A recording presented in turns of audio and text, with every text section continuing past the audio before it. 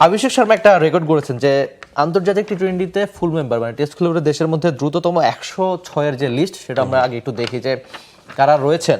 মানে আপনি চিন্তা করেন 106 মারতে 785 বলটা গড়ে 8 বলও লাগে না একটা ছক্কার জন্য। এভেন লুইস 779, 871 ফিনালের, 931 টিম ডেভিড, 967 কলিন মুনরো। মানে বিশ্ব ক্রিকেটের সব বড় তারকা হাজারের একটু বেশি বল লেগেছিল সূর্যকুমার ইয়াদবের। এই যে নামগুলো সেখানে বাংলাদেশি ব্যাটাররা তো একটুখানি পিছিয়ে, বিশেষ করে আমি মানছি না যে ঠিক আছে আমাদের ব্যাটাররা, আমি কাউকে ছোট করছি না বা আপনি প্রত্যেক বলে ছক্কা মারতে হবে এমন না, কিন্তু টি-20 ক্রিকেট এখন যেখানে পৌঁছে গিয়েছে নিশ্চয়ই আপনি আইসিসি ইভেন্ট বা আইসিসি ইভেন্টে যদি ভালো করতে চান অনেক বেশি ছক্কার রান তো দরকার নাকি?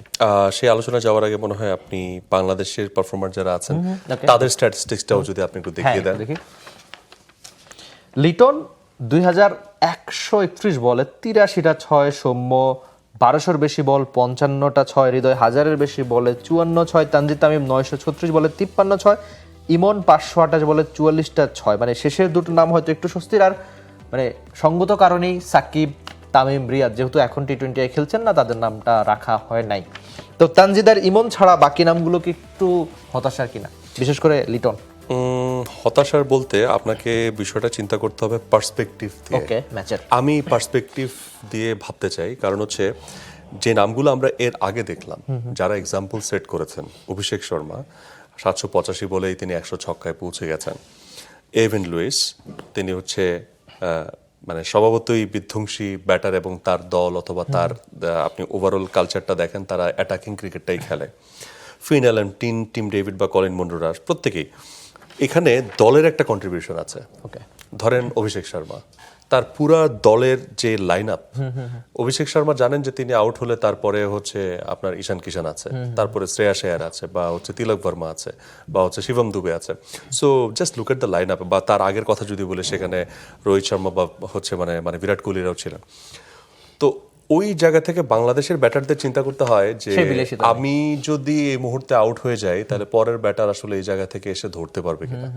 সো টি-20-র বিলাসিতা আমাদের এখনো নাই। আচ্ছা, ওকে, মানে আপনি এই বাস্তবতা মেনে নিয়েছেন। এই বাস্তবতাটা আমাকে মেনে নিতেই হচ্ছে। সো ওইটার প্রেক্ষিতে অটোমেটিক একটু শেলে ঢুকে যাওয়ার একটা প্রবণতা আমাদের হোল টিমের আছে। কারণ যদি অভিষেক শর্মা, ঈশান কিষান, শ্রেয়াস আয়ারদের মতো তিনটা প্লেয়ার আমাদের লাইন আপে থাকতো, আপনি দেখতেন যে প্রত্যেকেই মারে। আচ্ছা, নাই তো, এটাই তো বাস্তবতা। তো আমাদের টি-20-র প্রিপারেশন আর তাদের টি-20-র প্রিপারেশন ডিফারেন্ট।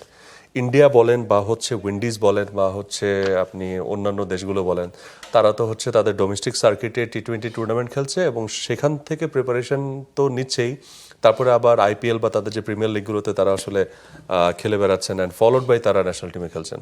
সো সেখানের টি-20-র প্রিপারেশনটা এমন যে ন্যাশনাল টিমে আসলে আপনি 200-র উপর স্ট্রাইক রেট নিয়ে খেলবেন। এই যে অভিষেক শর্মার নামটা আপনি দিলেন, ইংল্যান্ডের এগেনস্টে তারা একটু পরেই খেলতে নামবে, তো তার ইংল্যান্ডের এগেনস্টে স্ট্রাইক রেট হচ্ছে 219। আচ্ছা, সো ফার মানে 60টা ইনিংস খেলেছেন, 3টা 50+ ইনিংস করেছেন। তো ওই যে স্বভাব সুলভই তারা এখন অ্যাটাকিং প্লেয়ার হয়ে গেছে। তারা টার্গেট করেন 180, 200, 220, এই টার্গেটে পুরো দল খেলে। সো পুরো দলের লাইন আপটাই এমন।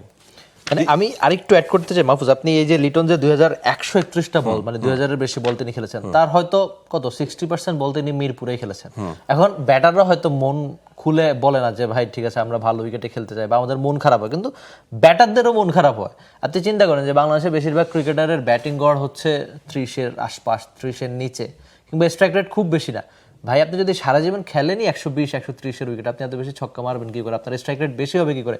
তো এখানে ভালো উইকেটে খেলা আবার শাহরিয়ার নাফিস কয়েকদিন আগে একটা কথা বলেছিলেন যে আমার পুরো ক্যারিয়ারে হচ্ছে 60টা ছক্কা, আর এখন তানজিদ তামিম, ইমনরা এক ম্যাচে মারে 60টা ছক্কা। মানে তার দোষ না ব্যাপারটা, তিনি খেলেছেন এরকম বা একদম ছোট থেকে তিনি প্র্যাকটিস করেছেন এরকম। আর এখন যারা আসছে তারা প্রত্যেক বলে মারতে চায়। আপনি ইমন যিনি কিনা 528 বলে 44টা, কত গড়ে মেবি 11 বা 12 বলে একটা করে ছক্কা তার গড়ে। মানে অভিষেক শর্মাদের থেকে ঠিক আছে 3টা বা 4টা বলে তিনি পিছিয়ে, কিন্তু এরাও তো মারতে পারে না, এরা মারতে পারে। এবং এই মুহূর্তের উইকেটের নেচারও চেঞ্জ হচ্ছে। এই এখনের মিরপুরের উইকেট যদি শুরু থেকে থাকতো, আমাদের ব্যাটিং করা আরেকটু বেটার থাকতো, কারণ তখন ব্যাটসম্যানদের জন্য কিছু থাকতো। যে আপনি নিজেই বললেন যে 120-30-এর উইকেটে, তো সেখানে আপনি মানে কিভাবে একজন মানে 5টা ছক্কা মারবেন উইকেটে তো 120-30-এ, বা ওডিআইতে যদি আপনি চিন্তা করেন। সো ওই জায়গা থেকে বাংলাদেশ বেরিয়ে এসছে এই মুহূর্তে। যে বললাম না যে এটা দলগত লাক্সারি, একক লাক্সারি নেওয়ার আসলে এখানে সুযোগ খুবই কম। কারণ আপনার মানে মিরপুরের উইকেট সাপেক্ষে বাংলাদেশ ওরকম ভাবেই খেলেছে, স্পিন দিয়ে বাংলাদেশ প্রতিপক্ষকে ঘায়েল করেছে। তো সেখানে একটা ব্যাটার 8-10টা করে ছক্কা মেরে দিবেন, এটা আসলে তারা নিজেরও ভাবেননি, এবং তারা গিয়ে কোনো রকম মানে সাস্টেইন করার যে লড়াইটা সেটাই তারা আসলে চালিয়ে গেছেন। সো দিন বদলাচ্ছে, এখন দেখা যাক আমাদের স্ট্যাটিস্টিক্স বদলায় কিনা, বাংলাদেশের জন্য আমরা আরো ভালো কোনো স্ট্যাট দিতে পারি কিনা, বা 5 বছর পরে যদি আল্লাহ আমাদেরকে বাঁচাই রাখে, আমরা যদি এই শোটা করি, সেখানে আমরা ভিন্ন কোনো স্ট্যাটিস্টিক্স আসলে আমরা এখানে আসলে আমাদের দর্শকদের জন্য দেখাতে পারি কিনা। Let's see, hope for the best. For more updates, subscribe to our YouTube channel and click on the bell icon. Follow us on Facebook and Instagram.